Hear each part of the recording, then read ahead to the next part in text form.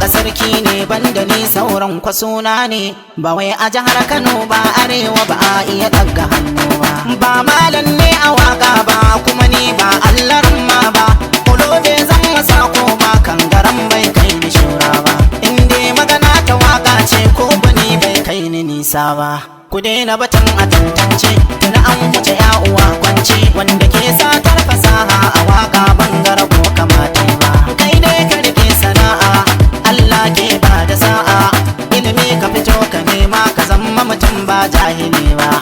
Dutse nake fassa taro kuma ba a bani tsoro, rago akuya da kwaro idan ba wanda ya bani rai ba. Wannan duniyar rubutu take yi sai ka biya da kanka, in wani ya tambaye ka da waka aminta ka nuna kanka, in kai gaba wani ya ce da waka fiyar da a nuna kanka, maganar wani za ya soka batun da kamar ba a gaske ne ba.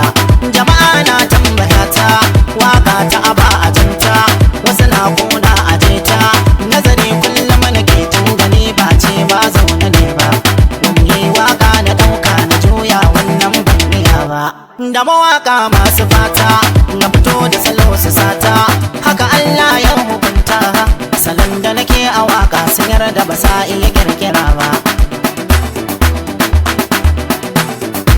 Karka yarda kana bin dan adam dan kuɗi ko girmama dan siyasa idan har ba ranar da zai yi ma, wanda ya bani dubbai ina a cikin wadata ba zan ce bai dan agaza ba, wanda ya bani kwabbai ina halin bukata ba zan taba mantawa da shi ba.